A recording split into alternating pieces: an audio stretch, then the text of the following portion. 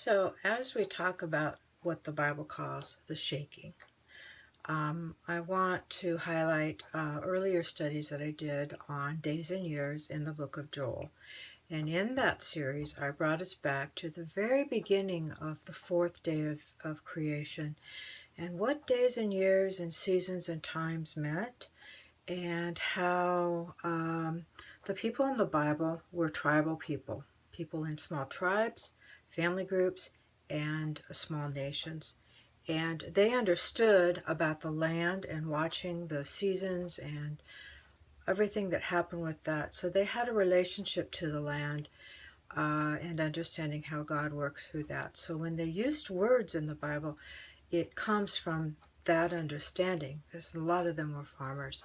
So with that, in looking at the book, at the word shaking, I want to remind us that we are looking at applying this to the book of Joel and also to what happens with the insects in the book of Joel.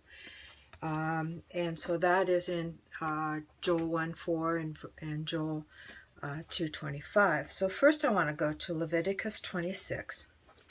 And this is the first place in the Bible that I find any word having to do with shaked, shake, shaking, shaken, all of that. So I did a word study on this. So the very first place in the Bible is found in Leviticus 26, and I'm reading verse 36.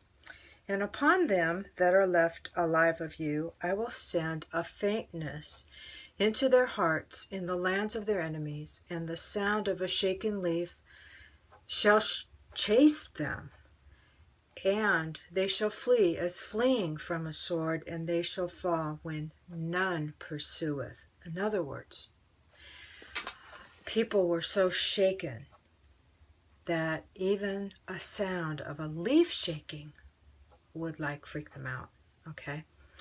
And they would flee when no one was pursuing. So in our common way of understanding things, we would call this PTSD, okay?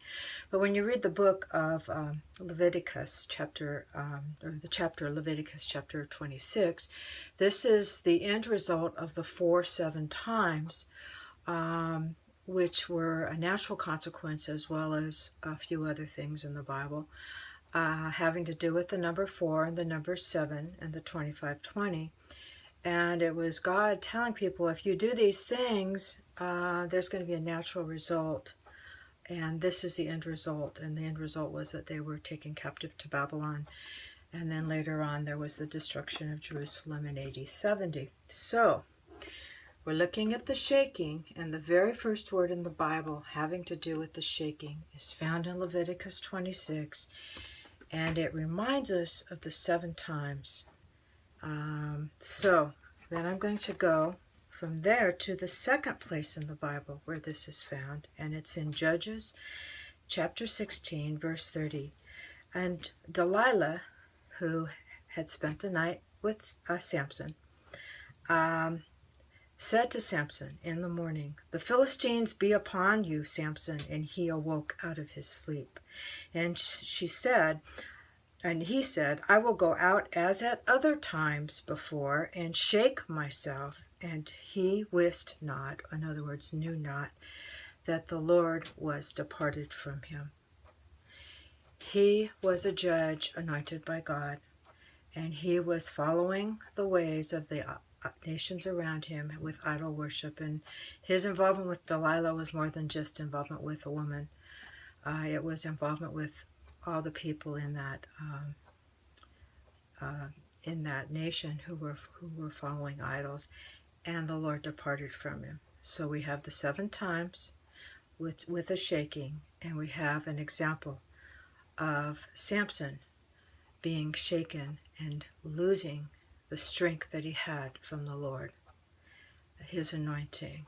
So I'm going to turn this off, and I'm going to come back and try to complete this study.